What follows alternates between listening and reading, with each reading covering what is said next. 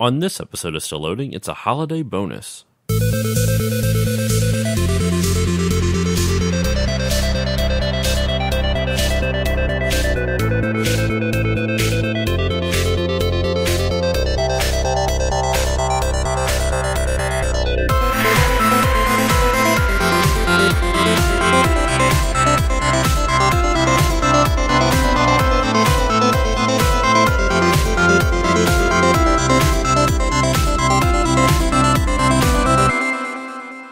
Hello all, it's Josh and welcome back to this episode of Still Loading. Merry Christmas and Happy Holidays, everyone. It's, a day or two before Christmas when this comes out, but still, nonetheless, Merry Christmas and Happy Holidays.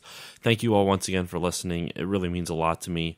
We're about to wrap up the year. I have one more episode in store for you next week for kind of like a year wrap-up, but seriously, thank you all for listening, and I'll get a little bit more nostalgic and sentimental next episode, but for now, just a sincere thank you. For this holiday episode, I was lucky enough to get another interview. For this week's episode, I'm interviewing a chiptune musician by the name of Robotprins. Also, his real name is Philip, though, and you're going to hear a little bit of confusion as to how I'm supposed to refer to him as the episode goes on, but the main reason I'm recording this intro before we get into the actual interview is because there's some technical difficulties, some audio difficulties.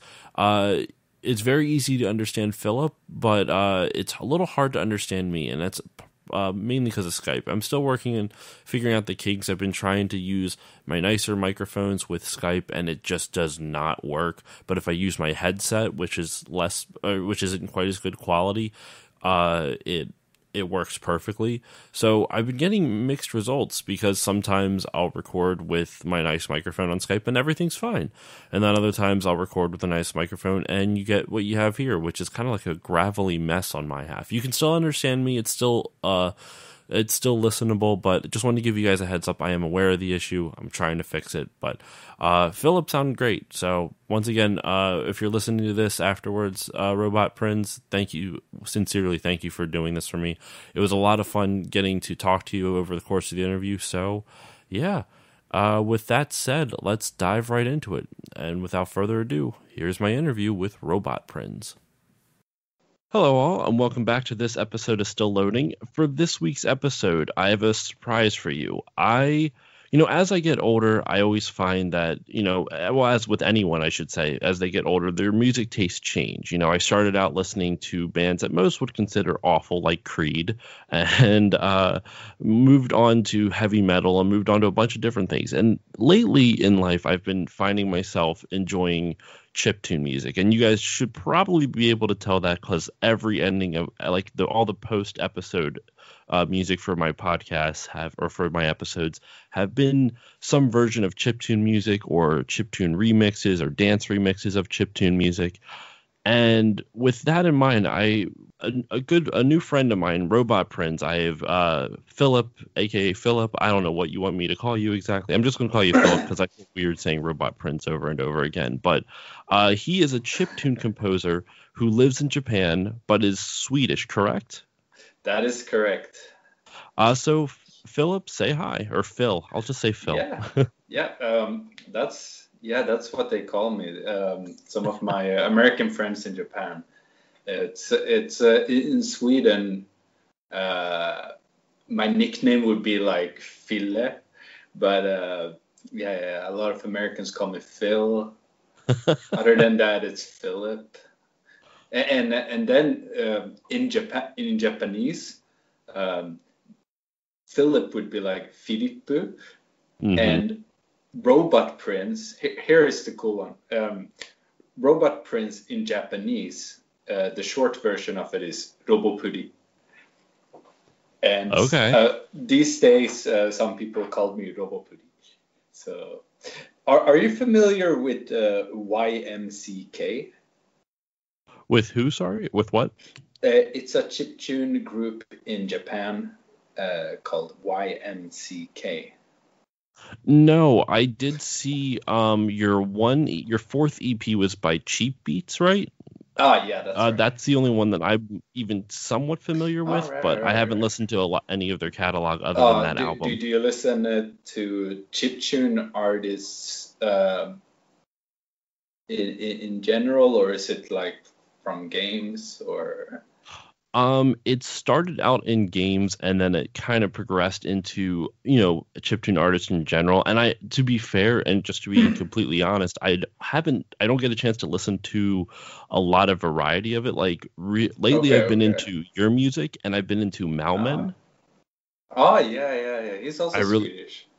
oh, isn't he? Yeah, I I, think so. I really like his stuff too. It's Oh, yeah. very, like sad nostalgic, but happy nostalgic. I don't know how to Yes, yes, put a it's a great description sound. on it. But Oh, no, so you're a that's cool to chiptune hear. but yeah, no, so you're a chiptune composer. And I Yes. guess my first question to kind of start this whole thing off is what got you into chiptune composing? Like what got you into chiptune music? So, when I was a kid, I was playing a lot of video games, and that's where Mm-hmm. it started, I suppose.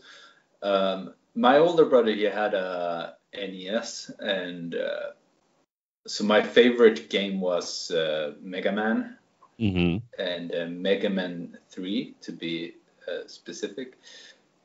And Mm-hmm. then when I was like 7, he sold it because he wanted a Macintosh, and that was a very sad day for me. So, but then I found out, oh, you can use emulators on a computer and play them. So I did that 4 years later, and then I was listening to Mega Man again, and just that sound, it was, I don't know, it's something. It's such a simple sound, those synthesizers, square sounds or pulse, triangle, Mm-hmm. but that sound was always appealing to me, and I was I started playing guitar when I was 12, and Okay. I've gone through like a lot of music. When I was a kid, I was listening to like Beatles, and then I was listening to Oasis, and then I got into heavy metal, Metallica, Dream Theater, and It's then I kind of like started the same listening. progression as me. Oh yeah, no, I was thinking that. Yeah, yeah, I understand that. Uh, that was then I started listening to like all kinds of music and just jazz, funk, whatever. And then I started composing, and that's when I ran into this chiptune group called YMCK. They're Japanese, Mm-hmm. and band leader he has made free software where Really? you can make this kind of music. It's very, very simple. It's a VST plugin called Magical 8-bit plug. So I downloaded that, put it on, I used GarageBand at the time, and I Okay. started making some simple tracks. And that's how I started making chiptune. Before that, I was like making rock or metal or something jazzy or something fusion-ish. So it's, yeah. And wouldn't you, I would say that maybe that even that what you started out with, with rock and composing rock and jazz and fusion music kind of has creeped its way, not creeped in a bad way, but like Oh, stuck back yeah, into your definitely. music because you have that Robot Prince Plays Guitar album, correct? That's right. Oh yeah, yeah. So before that I was always just making pure chiptune Hmm. albums with Robotprins. But recently I moved to Tokyo recently. Before that I was living in Sendai, which is kind of far away from where stuff is happening. In Yeah. Tokyo I can actually perform live, and recently they have invited me to shows to perform, and I was thinking, how can I perform? And I remember, yes, I play the guitar, so let's do that. And And it works so out. it works out great. Yeah, it's way better than trying to be a DJ when you're not, you know. So the I was gonna go into this a little bit later, but it kind of works perfectly as a segue now. You're Swedish, but you live in Japan. So what That's made you right. move to Japan?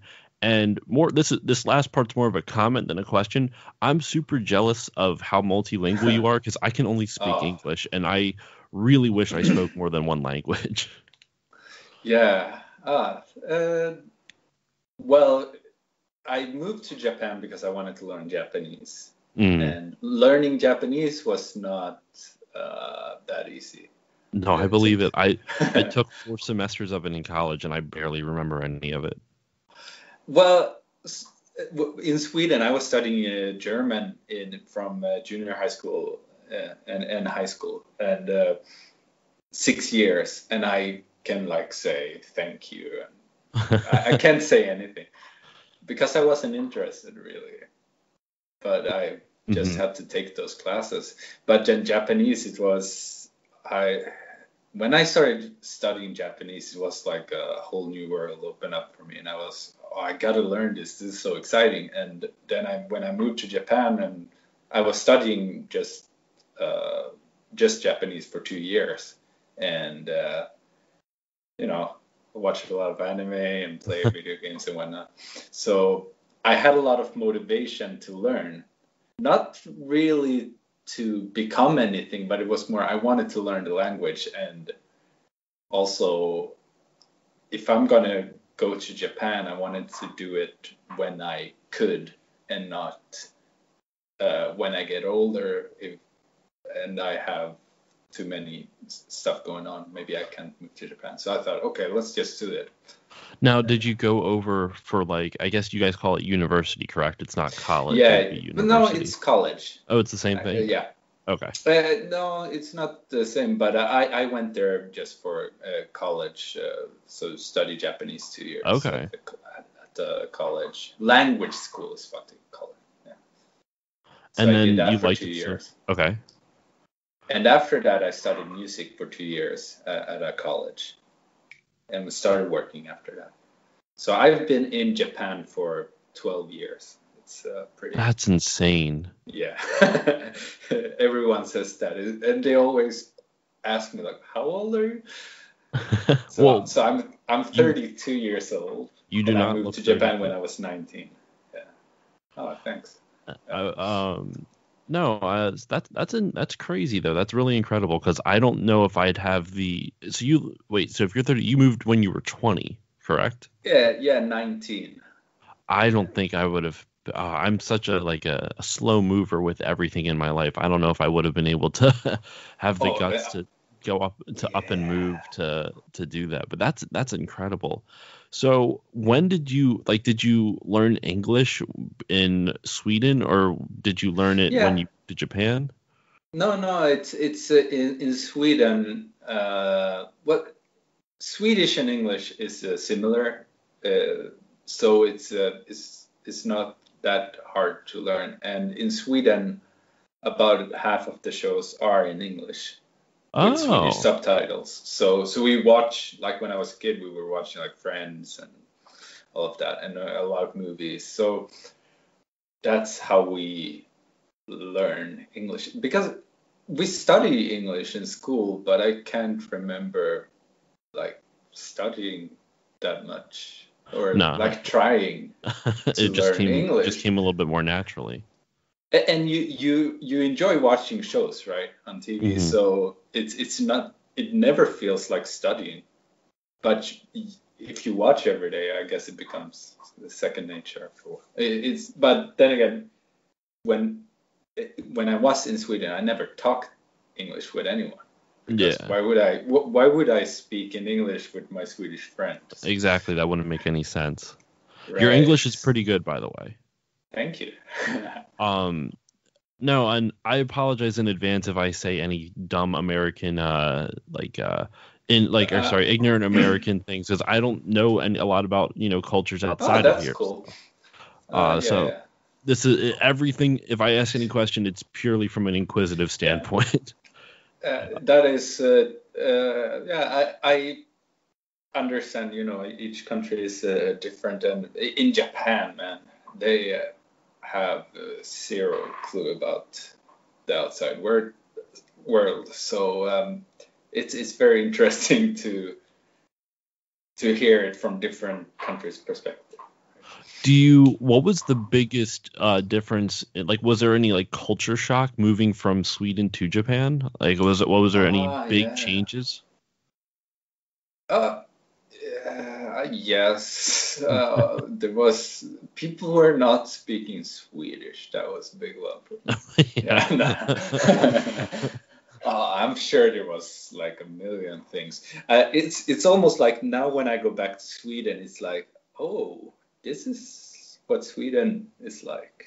Like I forgot because when you live in Sweden, you just know it Hmm. things as they are, but you don't realize how different it is. So I'm sure there are millions of things. It's just been Uh, so long; it's hard to remember them all now. right. One thing, my parents they came to Japan once, and like one of the first things they said was they were surprised how polite everyone was in like stores. Like Hmm. people were like bowing at you after you had bought something, or like they were smiling at you. Or it's different from Sweden, where people are very down to earth and like they don't care as much what you want. Like they just okay, here you go. That's But that's kind of how it is in the U.S. You just kind of like get the job done, you move on. You don't really right. to each their own type of thing. I also went to Australia, by the way, this in February, and what I found was interesting there is how, and maybe this is the same in the States, but like you go to anywhere and you don't know the person, but you start a conversation Hmm. just about whatever, like about the weather or about something going on. And in Japan, people would never do that. Huh. So it's kind of funny how in like when you're going to almost like in a customer service air setting, people are much more polite, but if you're trying to relate to someone one on Yeah. one, it's a little bit more difficult to do. Yeah, yeah, they would not. I think a lot of, especially probably young people, they wouldn't know like what they could respond. Like, well, what should they say? Because they are more taught that they should say something That's than interesting. than just being themselves.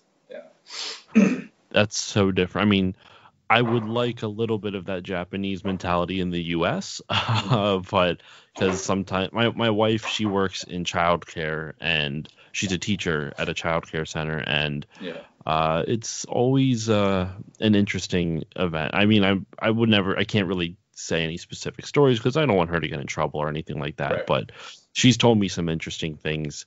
But no, so that's crazy though.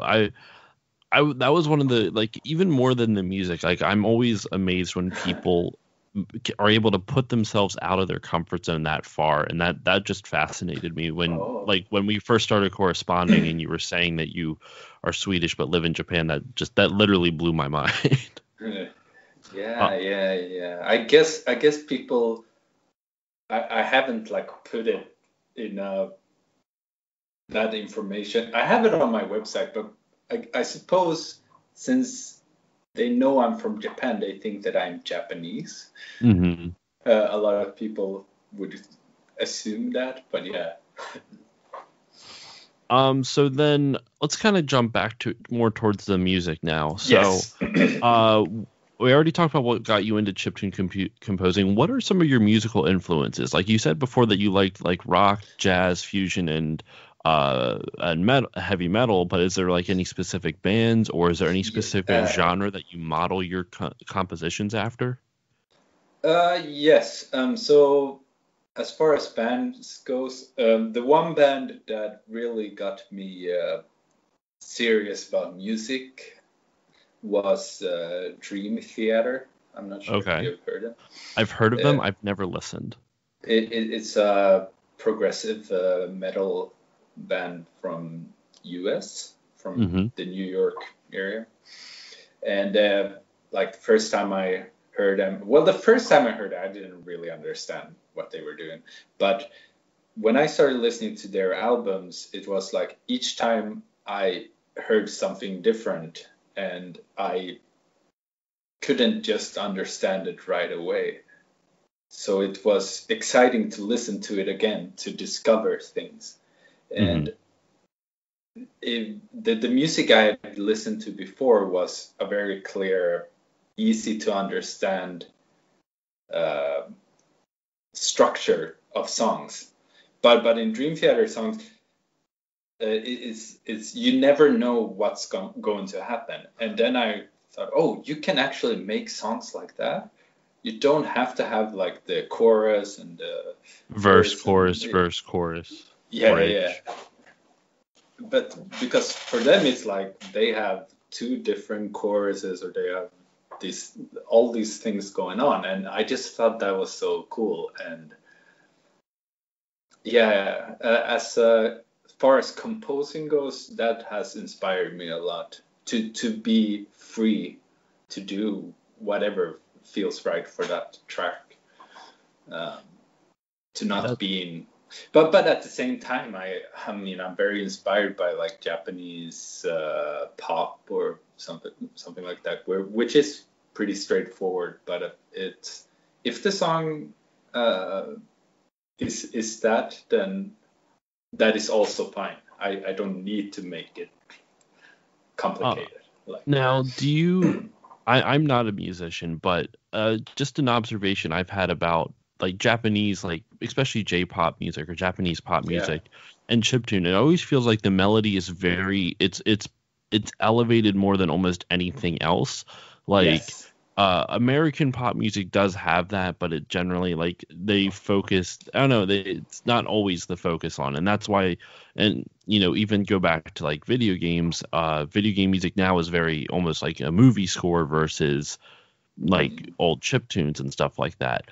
Right. To each their own, whatever their preference is on it. But if you look at even NES chiptune compositions, they had for technical reasons they had to focus on the melody. But it almost seems like that type of thing is permeated, or maybe it always existed in Japanese pop music. Do you feel like that's true? Like there's such stronger focus on the melody than everything else? I think that's when I was a kid and I was like playing Mega Man. I really loved the melodies, but I didn't know that was Japanese music, and so I was always drawn toward these kind of melodies. And I have now later found out there is one reason for melodies being this way. It is karaoke is big in Japan. So the pop industry, they want to make songs that are interesting to sing, whereas in the States or in most of the world, it's more important that you can dance to it. So the beat is more important. That makes so much more sense. Yeah, that's something that maybe someone told me that, or I thought about that. But yeah, I think it's just something that I had been thinking about, because the J-pop songs, it's always the melody, like it's always about that. So but I was always drawn towards that, the melodies. So. Is there any type of chiptune music that you kind of like are drawn to? So just kind of for example, I discovered you through DJ Cutman's This Week in Chiptune. That his he's no longer doing the podcast anymore, but which I'm still bummed about. Is he doing something? He I mean, I don't actually know him personally. He's from my area though. Really? Yeah, he's from the Philly area, but I know he's been working on a lot of. His music label Game Chops just came out with a Sonic remix album called Spin-3, which I have not listened to just yet. I listened to the first two and I loved them, so I did buy it. I just haven't had a chance to listen to it all the way.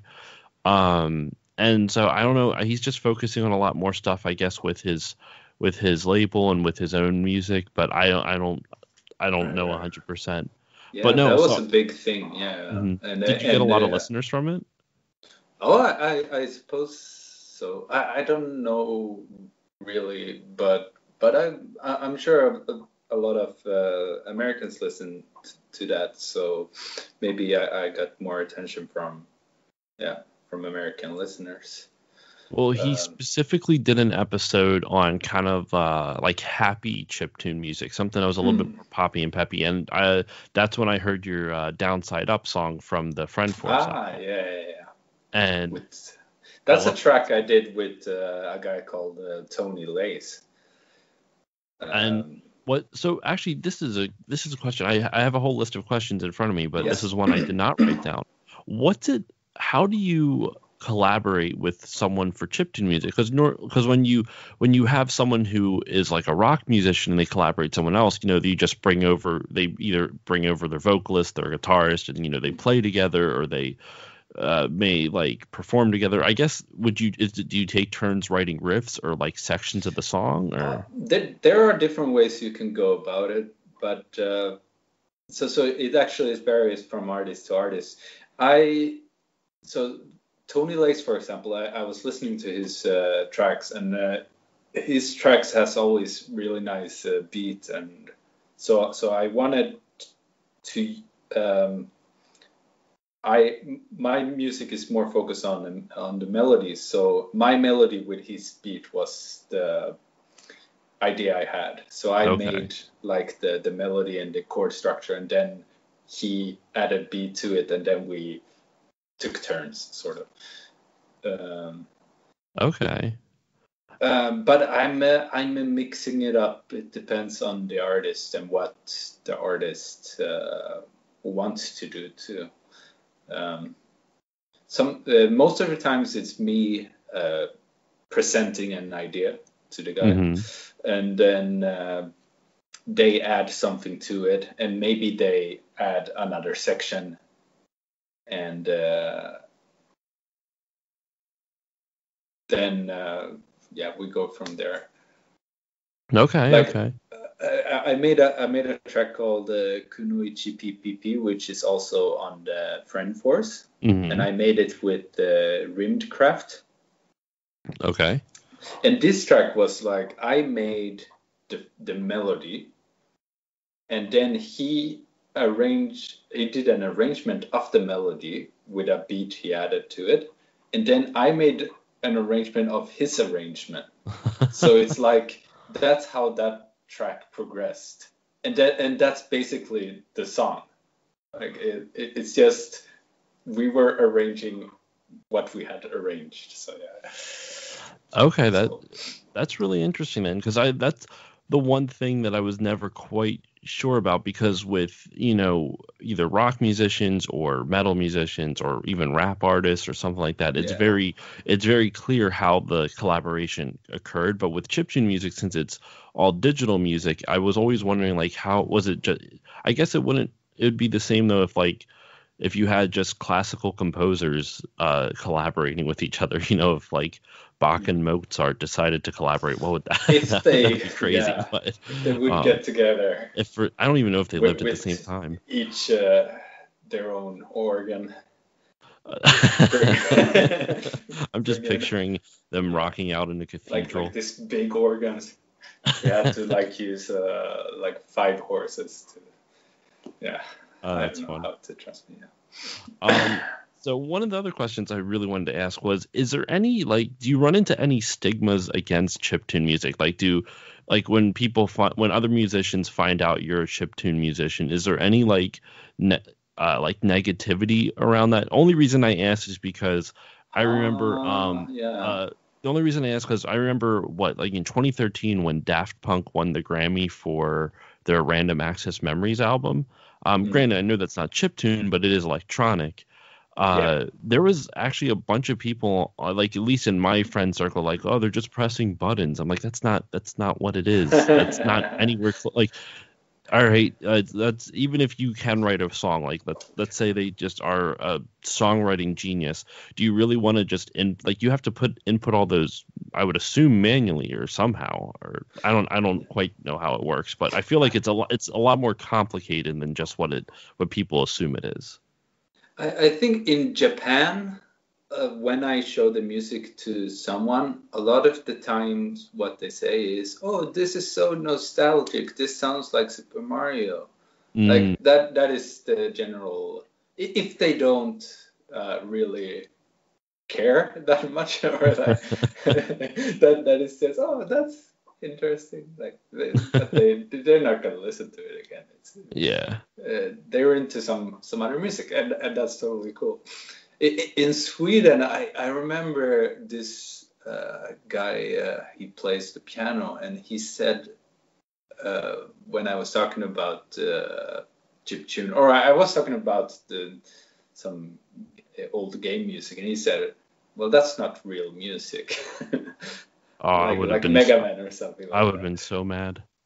Yeah, it's like, but I understand where he's coming from, because it's I can see what the problem is for some musicians, when music is supposed to be alive, like, so for them, if you program just notes, there is no soul in it as far as like performing. It will always sound the same. I can understand that. But I mean, I don't think like that, of course, about chiptune. No. Sorry, I didn't mean to and even if people like just think that's just like some silly music or something, like, that's not.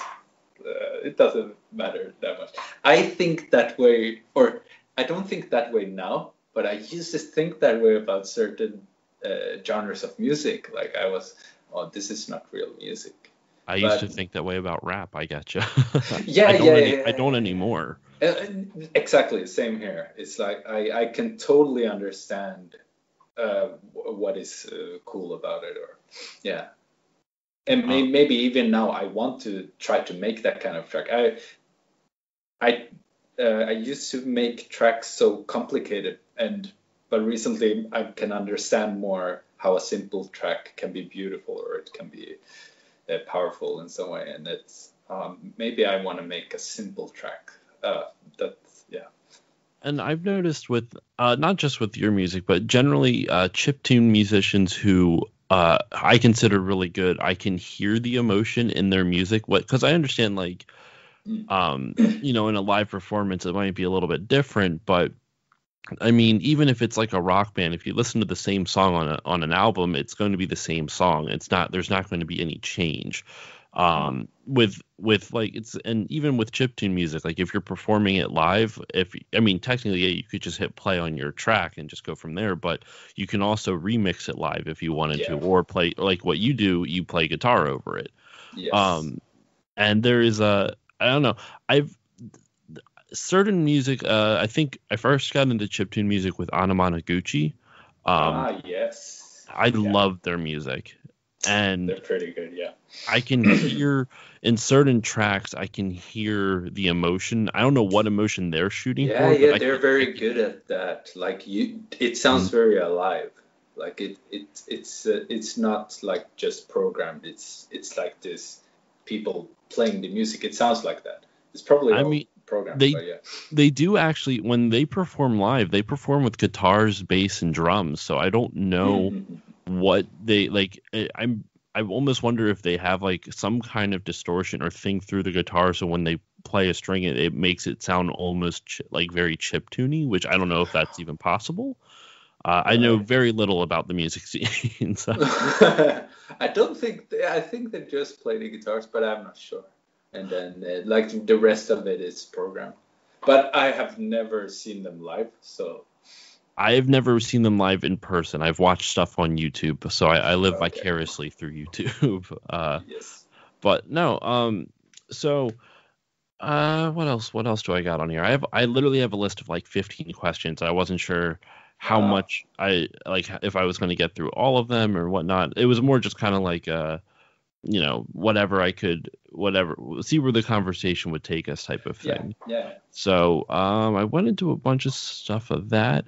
All right. So what's your favorite game soundtrack? Would it be Mega Man 3 like you mentioned before, or is there any other game soundtrack that you Okay, I really think like? there are three ones that I really love, and it's Mega Man 3 is one of them. So that's my favorite track is Shadow Man. Okay. He's my guy. And and then this is probably one that people haven't played that much. Shining Force 2. I've heard of it. I have not played it personally. That soundtrack is it's so good. I actually, one of my albums was my goal was to make it as something similar to that game. Okay. Because this soundtrack, they have just a few melodies that they rearrange over the whole soundtrack, and it just gives unity to the soundtrack. Like it's one story you can hear. So I wanted one of my albums to be like that. That throughout the whole album, you didn't feel like. Of course, you hear the separate track, but you can feel the connectiveness with all the songs. Which album was that, or is that? It's my third EP called Potatis. Okay. It's Swedish for potato. Okay. So yeah. I was going to ask. I haven't listened to all of your music, but I just wanted to kind of get reacclimated with some of the stuff because I really love when we first started emailing, the one that you linked me, the Frosty Frolic one. I haven't listened to all of that, but I really like that. I also really I was listening to your first EP, and I think if I remember the first track correctly, it almost reminded me like a Mega Man version of Sonic music. I don't know how it sounded like Genesis-y, but not like. No, is that what you're going for, or? Yeah, well, in a way. Because what I like about Genesis music is how they use a stereo delay. Mm-hmm. So, like, they play one phrase in the left speaker, and then the exact same phrase in the right, but with the short interval in between, so it becomes a delay effect. And that you don't do that with an NES because you have only 4 tracks. But in Genesis, that technique is used a lot. So even though the sounds that I'm using is not the same as on Genesis, those kind of techniques I use a lot. So it sort of sounds like Genesis. Yeah. It sounds like like an NES Genesis track. That's really cool. Yeah. And I don't care about how many tracks I'm using. So I have like 12 instruments or something like that at the same time, but you can only play 4 channels at the same time on the NES. But that's not what I'm going for. No, it makes sense. Have you ever tried composing a music for a game? Or is it if there is something you're not allowed to talk about it? I don't know. I did something a little bit, but it never finished. So, okay. Yeah. I haven't done it properly. Yeah. Would that be something that you would like to do, whether it's for like a AAA publisher? Okay. It would be interesting. I mean, there's plenty of game developers over in Japan, so I'm sure you'd be able to find someone. Yeah. Eventually, I definitely want to do that. It's one of my goals. That would be fun. Yeah. Okay. So not.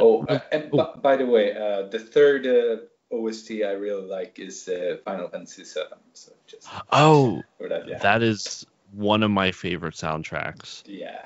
Of all time. Gotta mention it. Yeah. I always found it interesting because it was, if you look at Final Fantasy 8 and 9, they had, orchestras playing, but 7 still kind of went back to it. wasn't quite like the Super Nintendo chiptune, but it was the Right. set on the PlayStation. I always found that, excuse me, very odd that they decided to go with that. I guess because they were still experimenting at the time. I But like that setup a lot. Final Fantasy VII, like the instruments they're using. It's such a nice mix. Yeah. And I think it's like I'm going to butcher his name, but Nobuo Uematsu. Uh, Yeah. I like his compositions more in 8, like overall, but I like individual tracks in 7, like. If that makes more sense, I like the overall soundtrack of Final Fantasy VIII more. But if I were to like pick out an individual track of 8 versus an individual track of 7, 7 would usually win. To be honest, I didn't play Final Fantasy VIII that much, so You're not missing much. yeah. Actually, it's one of my I personal never favorites, finished it, but it's one of my favorites, but it gets a bad rap because of its the magic system in it. yeah, And that's it. And the leveling system is kind of strange too, right? yeah, you hit level 100 like 3/4 of the way through the game, and then you're just like, well, what do I do now?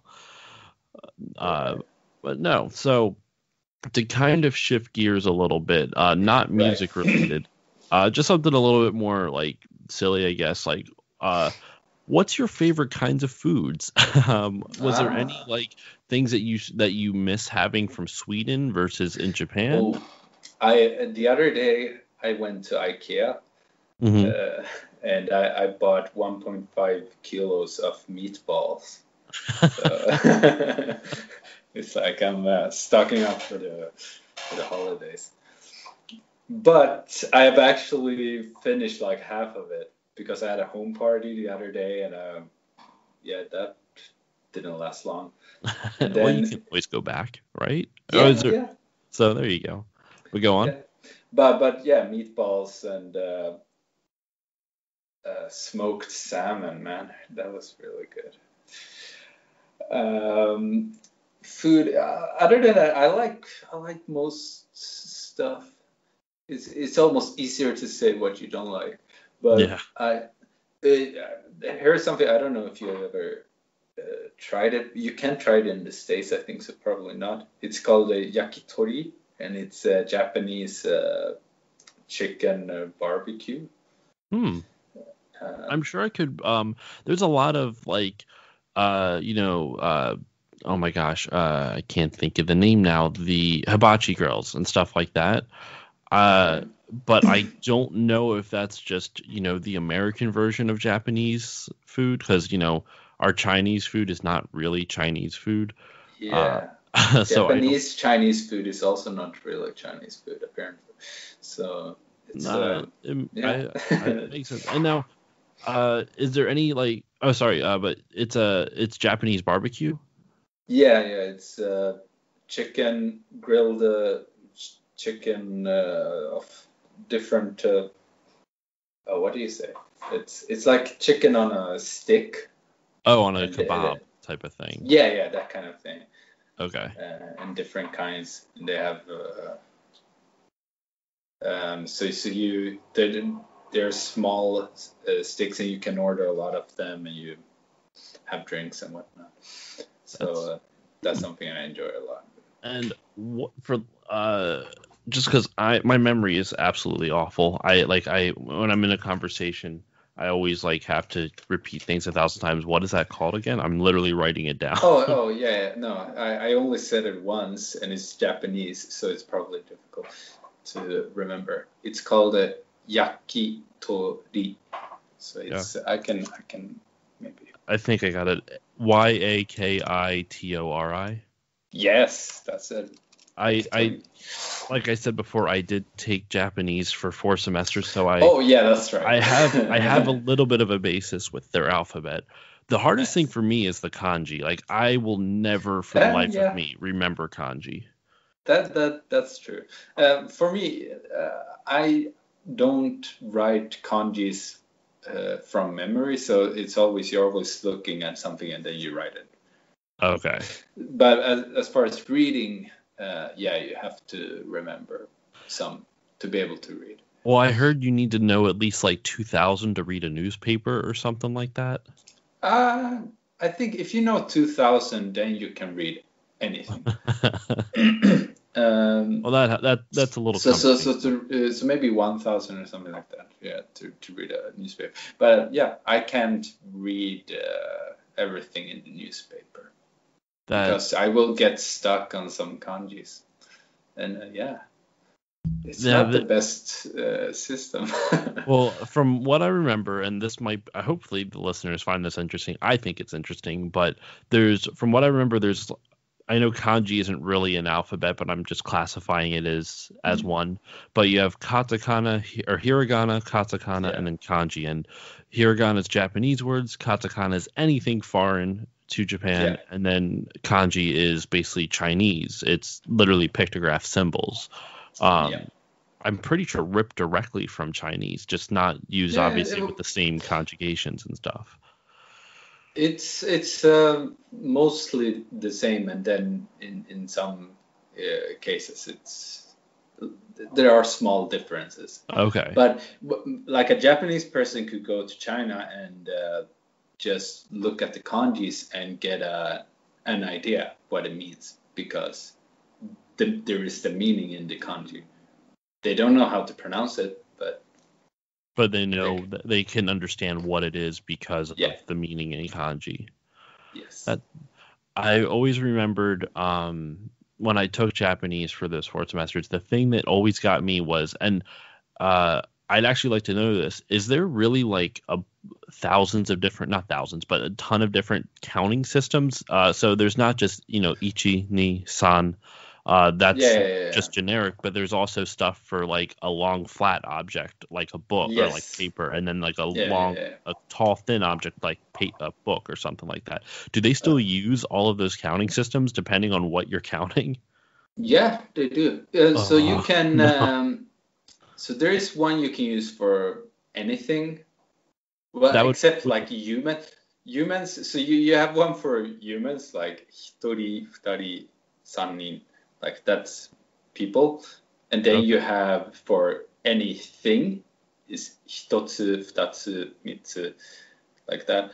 But then if you want to specify, and Japanese people, they usually say these other ones. They don't just say hitotsu, even though you could use it for anything.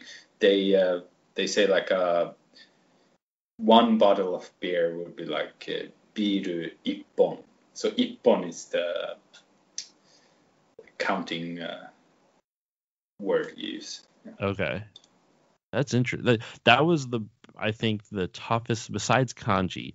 The conjugation and like the sentence structure didn't confuse me, even though I'm still not great at it.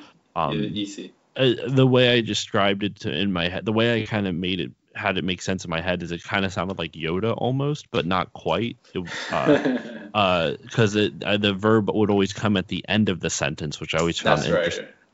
Right. So I loved learning Japanese. I actually still have all of my books, and I remember most of the.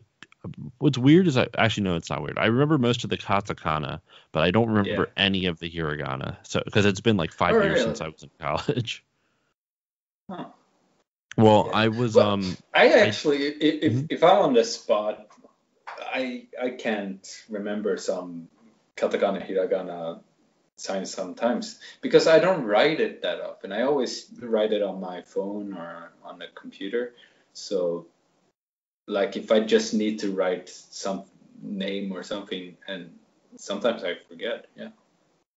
The one thing I did really love about it though is I loved because I took German in high school as well, I don't remember any German other than like I remember how to say I have a pencil and I have a pen.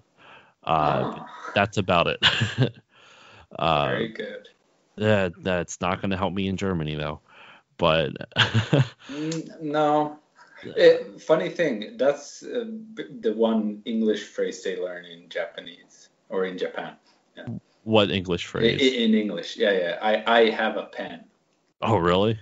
Yeah.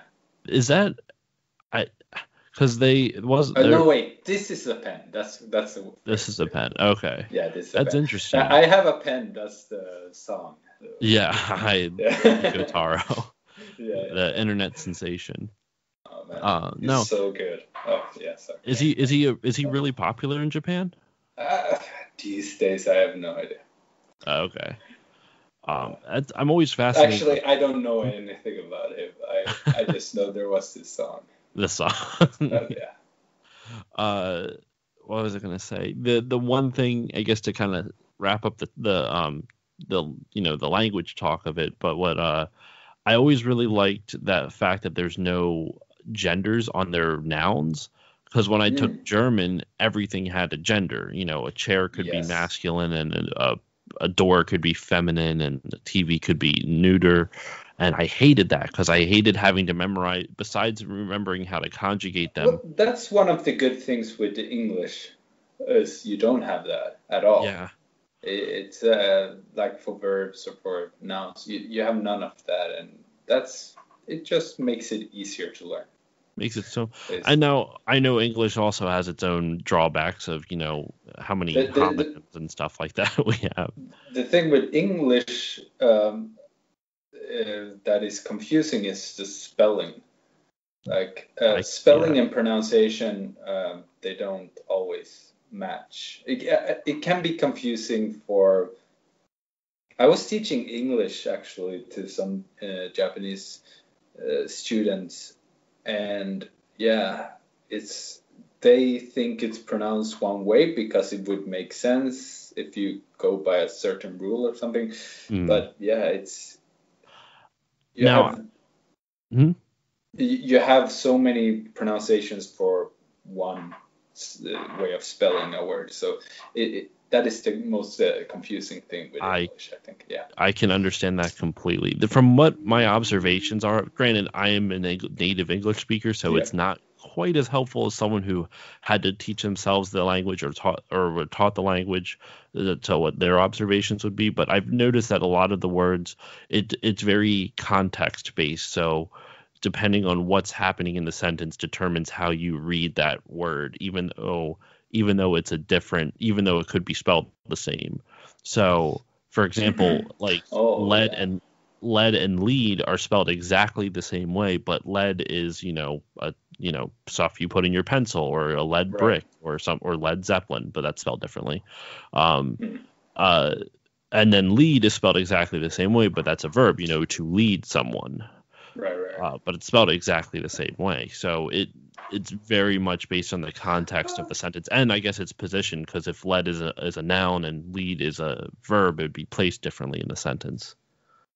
Yeah. There are probably some languages that have even more of that. I can't think if Japanese have a lot of that.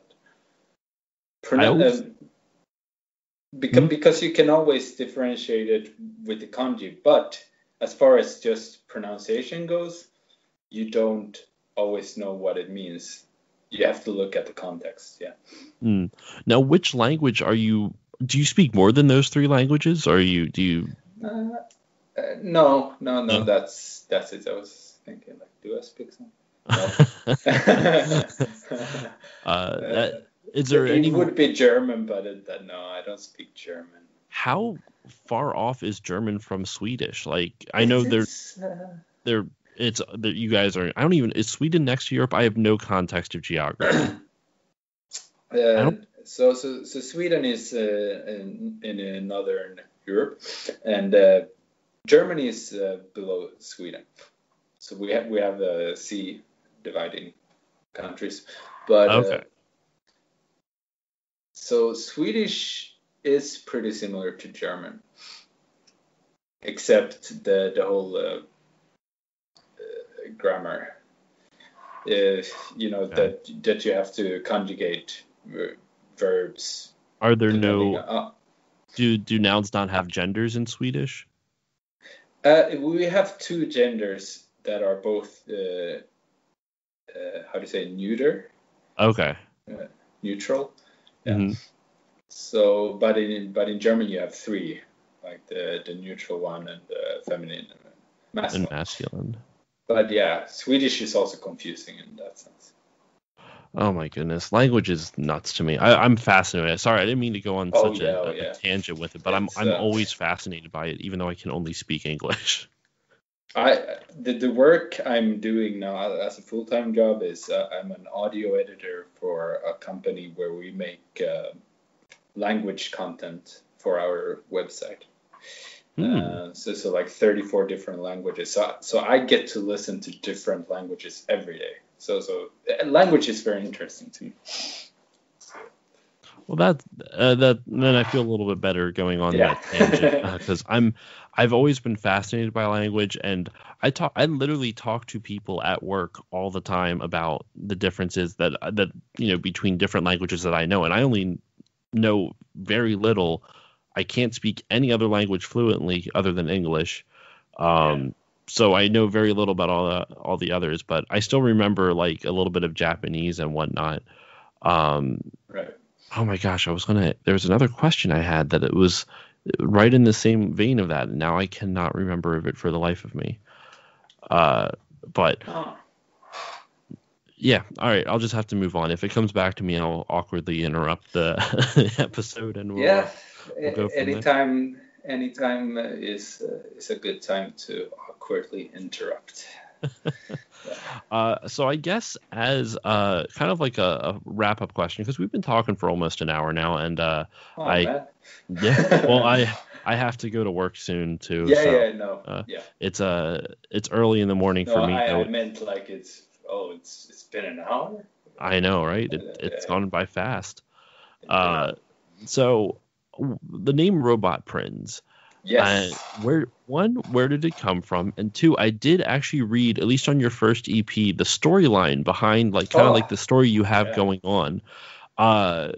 So which came first? Was it the story or the name? So I guess just go into detail with that.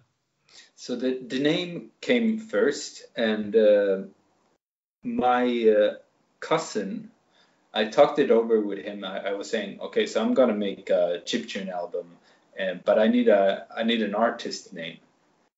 And then he said, how about the Little Prince? Okay. And I said, I don't know. It sounds kind of off.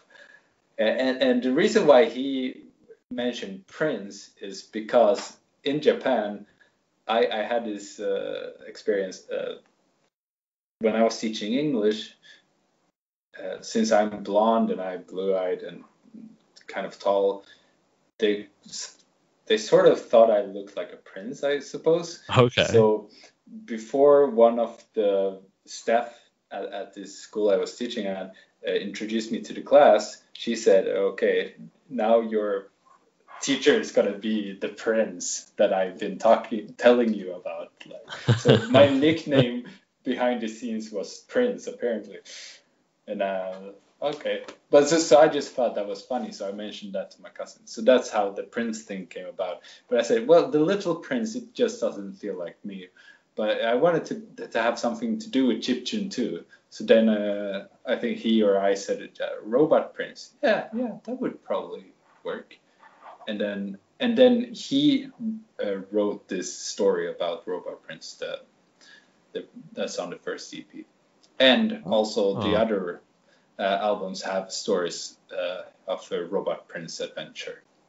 And was that written all those written by your cousin? You said cousin, right? Yeah. Yeah, my cousin Alex. That's really cool. Then I saw that you had like the story. He's such a funny guy. Yeah. So he has a great sense for writing stories. And, it felt very like classic game vibe, like not in a bad way. Like it felt really. I liked reading the story. I didn't read all of them, mind you. I read the first EPs, and that's all I really had time for. But I do intend to read more of it. Yeah, no, it's fun. The second one is maybe the funniest. Yeah, Revenge 101. I'm looking forward to it. Yeah. So I guess to wrap up our conversation today, once again, thank you so much for coming onto the show. I really enjoyed this. Thanks for having me. It was a lot of fun. if you ever want to come back on, please. I mean, I might Yeah, ask you first, definitely. but so I think I went through actually all the questions that I had.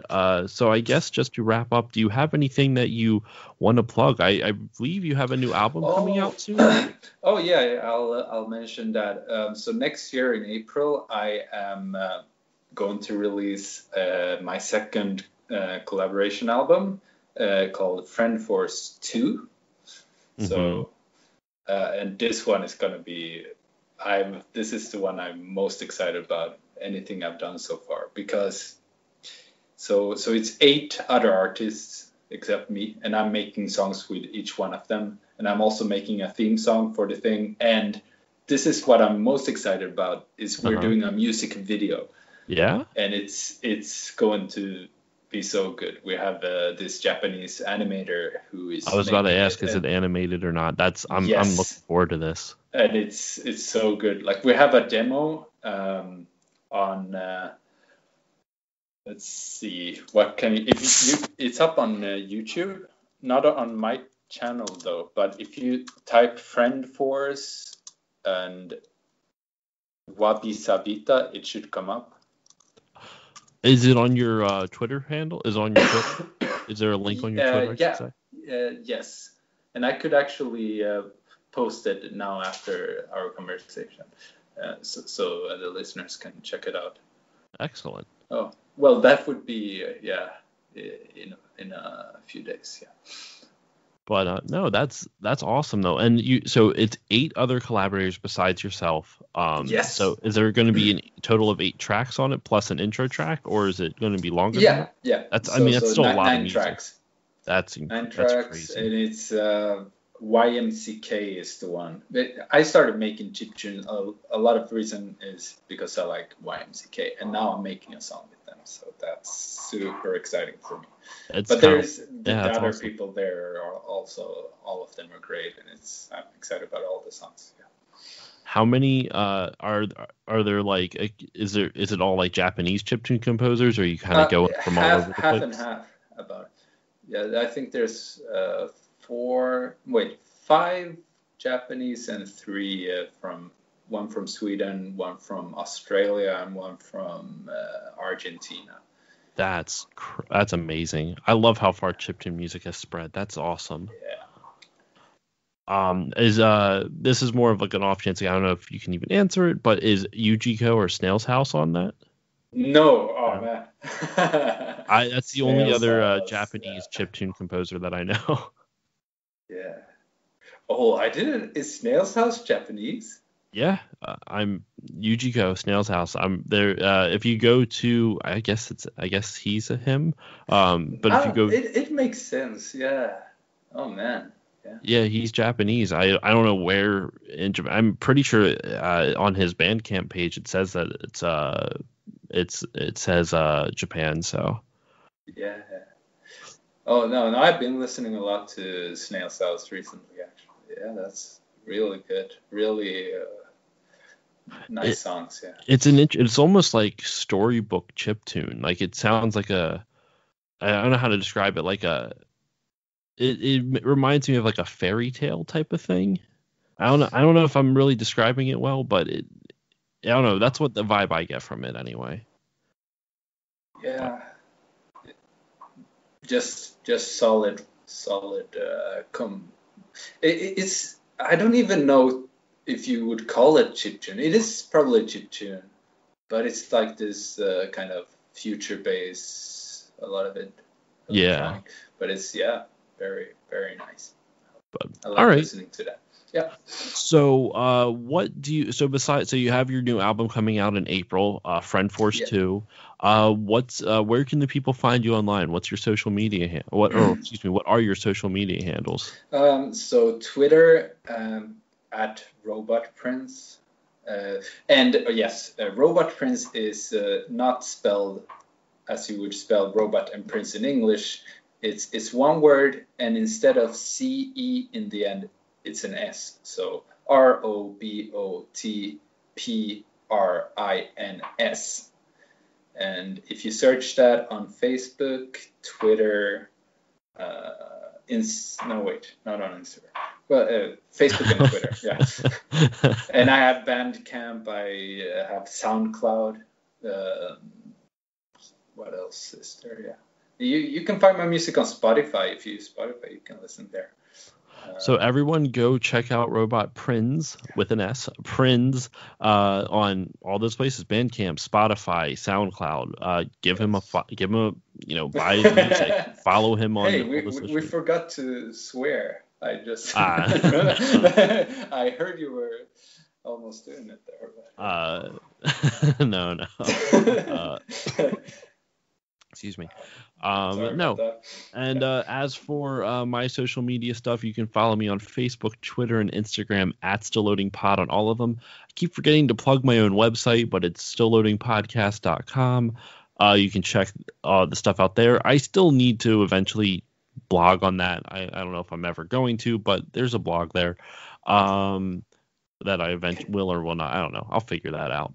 But can I say something? Yeah, I really enjoyed that Mega Man 3 podcast you did. Oh, thank you. That was really nice. Yeah, it took me back. It's it was fun to just hear two dudes talk about that for like 30 minutes and dissecting the game and the music and stuff. Yeah, it was great. Yeah. Thank you. My friend who was on it, he's the one that he's the biggest Mega Man fan I know. So every time I'm going to be doing a Mega Man episode, I'm hoping to do one on the first two games and eventually the rest of the series. But that's down the line. I don't even know when that's going to be coming. But yeah, no, thank you so much. That's really nice to hear. Yeah, I did. By the way, a short thing.